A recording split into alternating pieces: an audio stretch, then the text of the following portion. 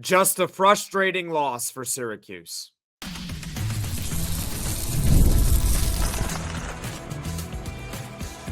You are Locked On Syracuse, your daily podcast on the Syracuse Orange. Part of the Locked On Podcast Network, your team every day. Syracuse basketball played inside the dome this afternoon. They fought hard. They tried. The effort was there, but they still lose to the Pitt Panthers 77-73. I'm Jackson Holzer. This is Locked On Syracuse, and thank you for making Locked On Syracuse your first listen of every single day here on the Locked On Podcast Network. It's your team every day, and we are free and available wherever you get your podcasts. And this is a post-game reaction podcast after the Orange lose a frustrating game to the Panthers. We're going to talk about the ending sequence, why I thought at one point in this game Syracuse was actually going to win. Eddie Lampkin dominated, but it didn't matter. And also the Orange are now 0-2 in this really difficult stretch of the schedule. And it's really important coming up that Syracuse steals a game or two in California. All that coming up and more here on Locked On Syracuse. And before we get to everything, this episode is brought to you by Game Time. Download the Game Time app, create an account, and use code LOCKEDONCollege for $20 off your first purchase. So Pitt came into this game on a 4-game losing streak, and they are currently on the bubble to make the NCAA tournament, and they could not lose this game, and credit to Pitt for beating Syracuse in the end. The Pitt Panthers coming in were 32nd in the net basketball rankings, and Syracuse was at 149 in the net. And Syracuse fought until the very end of this game. They went toe-to-toe with Pitt. They came out hot with a 9-point lead. Pitt at one point built up a 9-point lead in the second half, but the Orange didn't quit. They didn't give up. The effort was certainly there. In fact, I think Syracuse's late game execution was pretty good as well in terms of the timing of the fouls, getting smart shots up at the end, forcing Pitt to make free throws. But at the end of the day, Syracuse basketball lost this game. And it's frustrating that they lost because of everything that I just described. It's not that they didn't deserve to lose, but there was just one team that executed just a little bit better than Syracuse, and that was Pitt. And honestly, I don't know about you all, but I had this feeling at halftime that Syracuse was going to upset Pitt. I really did. And here's why I thought this, all right? Let me know if you agree with me on this. It was 9 minutes into the first half, and J.J. Starling for Syracuse picks up his second foul of the game. At this point, the Orange are down 19-18, and Adrian Autry has to sub out JJ because you don't want him picking up his third foul in the first half. So you might as well give him at least a little bit of a break so he doesn't pick up that third foul. And to Syracuse's credit, also Kyle Cuff, by the way, picked up 2 fouls as well. And to Syracuse's credit, they survive with JJ on the bench. And they don't just survive, they actually do quite well. And Syracuse ends the first half up 33-32, despite J.J. Starling not playing the final 11 minutes of the first half. And I know hindsight is 2020. Maybe if Adrian Autry had put in J.J. Starling at some point in the first half during that final 11 minutes, maybe they stretch out a bigger lead and they win this game. But in the moment, I actually thought it was the correct decision from Adrian Autry. I thought it was a smart move. Now, look, if Pitt, when Starling was on the bench, goes on a 7-0 spurt, 7-0 run, 8-0 run, then yeah, you got to play JJ even with the 2 fouls. But the fact that Syracuse was ahead of Pitt and staying in there with Pitt with JJ on the bench, it makes sense that Adrian Autry kept him on the bench because there's no reason to risk a third foul when they really don't need him on the floor in the first half. So don't be confused when you look at the box score that J.J. Starling only played 26 minutes. It's because he got into foul trouble very early on in this game, and Adrian Autry didn't have to put him back in the game because the Orange were hanging around in the first half. So I thought they were going to win. I really did. I really thought at halftime, I think Syracuse is going to win this game. But in the second half, Syracuse made some mistakes defensively. I mean, they gave up 45 points in the half after only giving up 32 in the first half, but Pitt made some free throws at the end. Syracuse let up some open threes in the second half, but also you got to credit Pitt. You really do, because they executed down the stretch and they punished Syracuse for even just being a half second late, not even really making a full-on mistake. I thought one of the bigger shots of this game that's going to demonstrate my point here is that Zach Austin made a three-pointer to put Pitt up 70-64 with 2:32 to go in this game. Go watch the replay of that shot if the ACC shows that replay on YouTube when you are done watching or listening to this podcast. It wasn't bad defense by Syracuse, but Peter Mastervich was just a half second late on his contest on Zach Austin, and Zach Austin drills a top-of-the-key three that I thought was maybe the biggest shot of the game. It put Pitt up 6 with 2:32 to go. So you got to credit Pitt. And then towards the end, Chris Bell knocks down a huge three on the left wing with about 20-ish seconds left that gets the Orange back within 2 points. They're right there. They're right there, Syracuse. But in the final 20 seconds, Pitt does not miss a free throw. They go 4 for 4. Credit Jaland Lowe, Zach Austin for hitting a pair of free throws. And Syracuse basketball at the end of the game, they never got a chance to tie it. They never did. So it was frustrating. You can't really fault the effort. The execution wasn't terrible. There was just one team that played a little better, and that was the Pitt Panthers, and I'm giving them a lot of credit for winning this game. I know it's not going to look fancy for them on their resume, but this was almost a trap game for Pitt. They're on a 4-game losing streak. It's easy to overlook Syracuse because they're not a very good team. And the Orange fought hard. They fought tough. And we'll get into Eddie Lampkin in the next segment. But Pitt played a little better. Credit to them. And that's what makes this game really frustrating. Because there's no real scapegoat. It's just one team was better than the other. So the Pitt Panthers knock off Syracuse on the road, 77-73. I'm Jackson Holzer. This is Locked On Syracuse. I'd love to hear from you in the comments section below. If you're watching this on YouTube, your thoughts on the game. Are you as frustrated as I am after this loss? I really felt that Syracuse should win this game at times, but they just didn't. That's what happened. So let me know. I want to hear from you in the comments section below. And coming up, we're going to talk about Shaquille O'Neal, a.k.a. Eddie Lampkin, because that's who he turned into for this game, and Syracuse still lost. Attending NFL playoff games is an experience like no other. The energy, the excitement, and the connection with other fans are unmatched. The Buffalo Bills are playing in the AFC Championship tomorrow against the Kansas City Chiefs. I know a lot of you guys who are watching or listening to this podcast are Buffalo Bills fans, so I wish you guys the best of luck. And hey, some of you guys are making the trip to Kansas City. I hope you use Game Time. This year, Game Time makes it even easier to create those unforgettable moments with their new feature, Game Time Picks. It filters out the fluff and shows you only the best deals and great seats, so you can focus on what matters, being there. I used Game Time Picks to grab tickets for an upcoming playoff game, and it couldn't have been easier. I found a super deal that gave me incredible value for amazing seats, and I could even preview the view from my seat before buying. The all-in pricing is a game changer. No surprise fees at checkout, plus knowing my tickets are backed by the Game Time guarantee gave me complete peace of mind. Take the guesswork out of buying tickets with Game Time. Download the Game Time app, create an account, and use code LOCKEDONCollege for $20 off your first purchase. Terms apply. Again, create an account and redeem code LOCKEDONCollege, LOCKEDONCOLLEGE for $20 off. Download Game Time today. Last minute tickets, lowest price, guaranteed.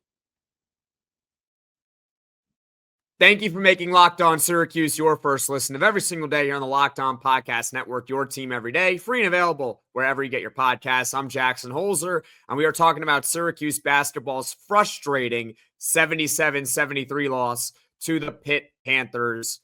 Pitt just executed better from start to finish in this one, but the effort was certainly there for Syracuse, and one player in particular really stood out on both sides of the floor, both teams as well. Eddie Lampkin was absolutely amazing this afternoon. He was the best player on the floor, regardless of team. He really was. And quite honestly, all right, if you turn your TV to low definition and you remove the name on the back, you would have thought that this was the 90s and Syracuse basketball got Shaquille O'Neal instead of LSU. That's what Eddie Lampkin looked like this afternoon. He was incredible. He had 10 points and 23 rebounds. He became the first Syracuse basketball player to have 20-plus boards in a single game since Jesse Edwards in March of 2023, a game against Wake Forest. But he wasn't just a beast on the boards. His passing was certainly there. His defense was better in this game. I thought one of the better plays that Eddie Lampkin made was with around 4 minutes to go. Syracuse basketball is down 7. They're in trouble at this point. Eddie Lampkin gets the ball in the left post, and he rifles a perfect pass to the right corner to Chris Bell, who's open, and drills a 3 to get the Orange back within 4 points.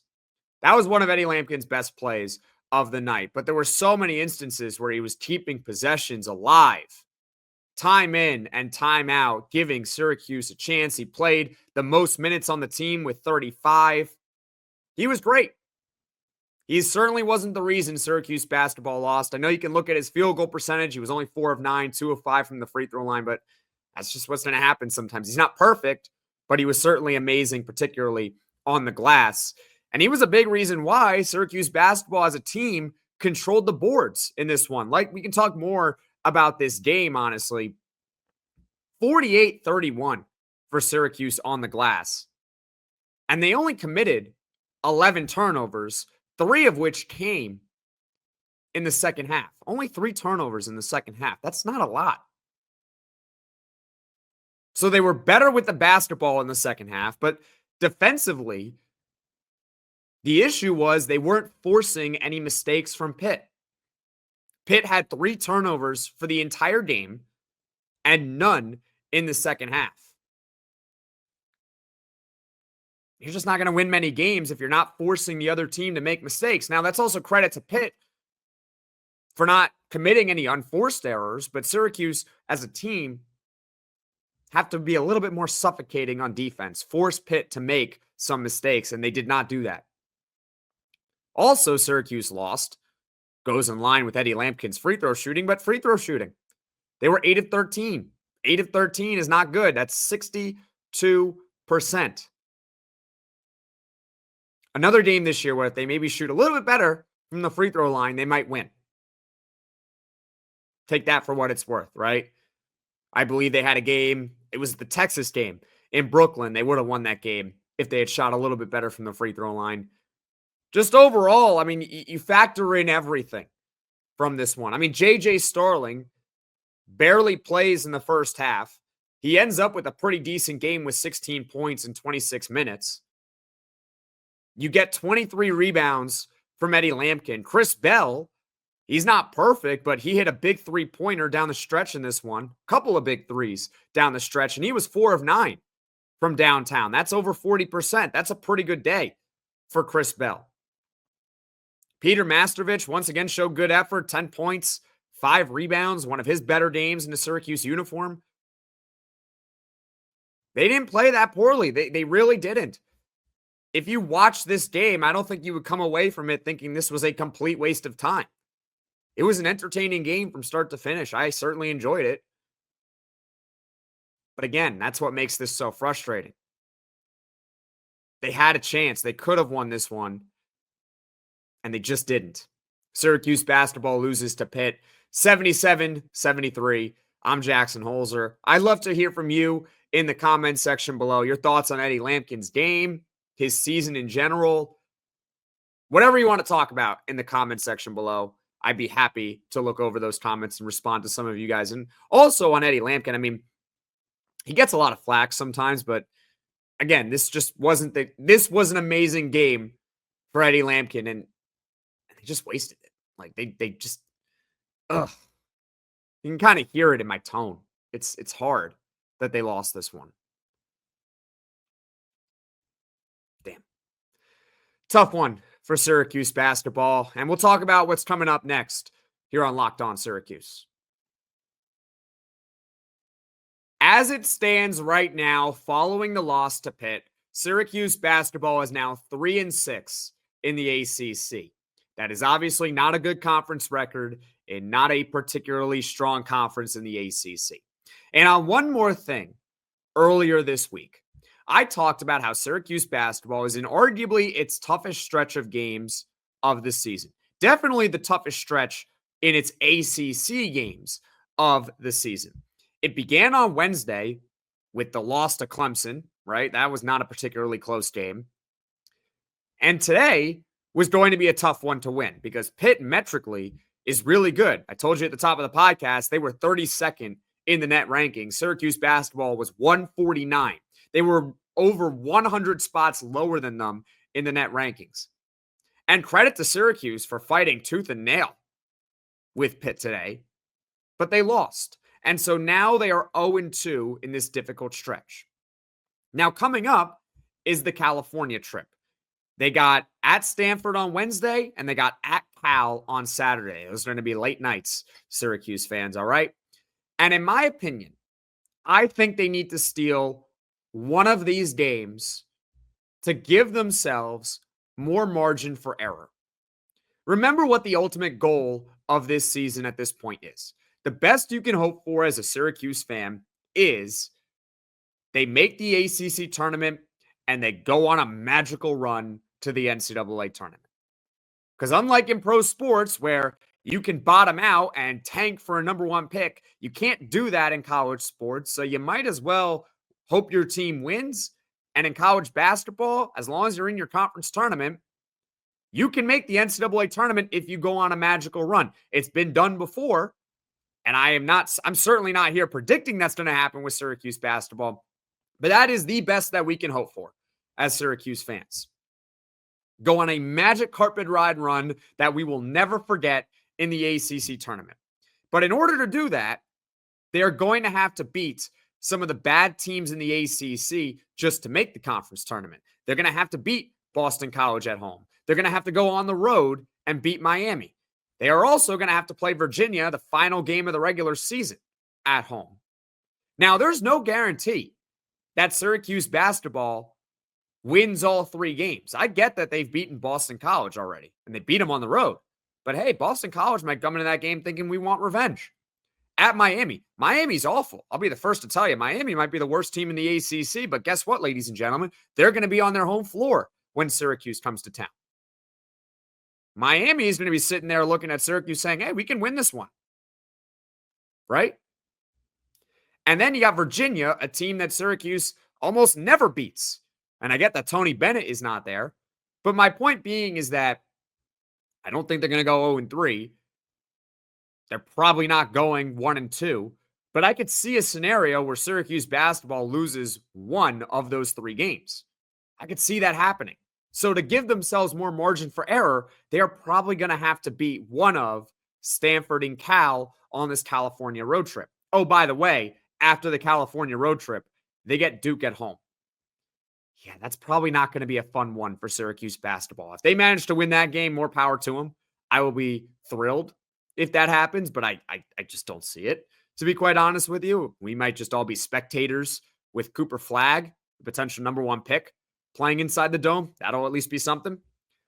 If they don't manage to win one of these games coming up, if they don't win during the California road trip and they don't beat Duke, Syracuse basketball is going to be 3-9 in the ACC.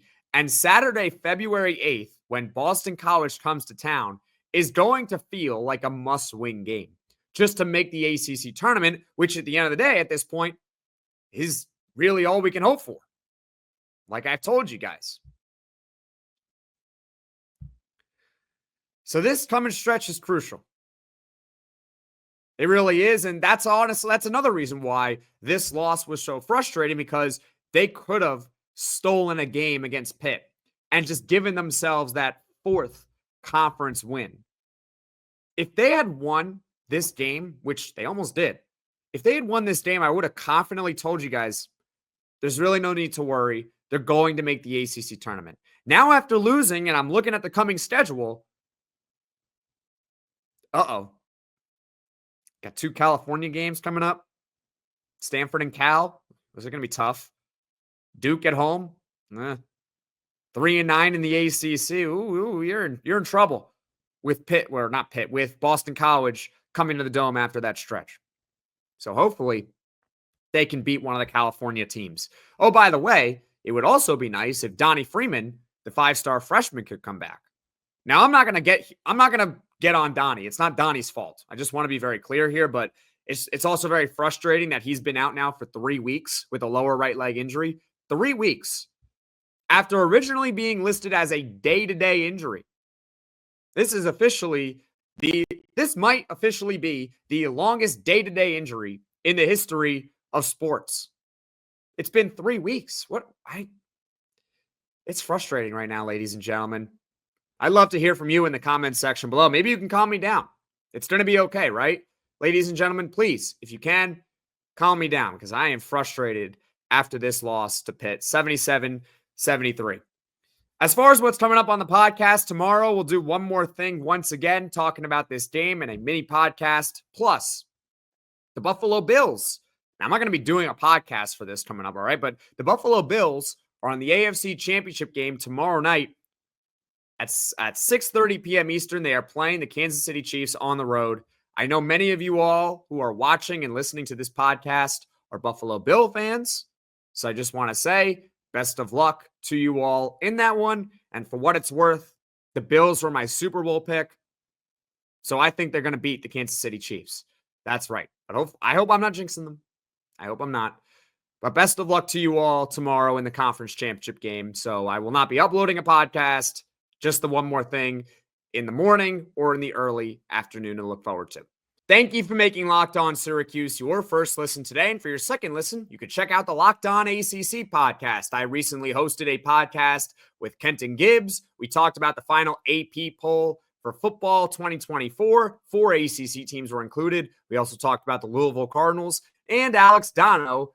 He came back for the most recent episode. We always are going to bring you the truth on Locked On ACC.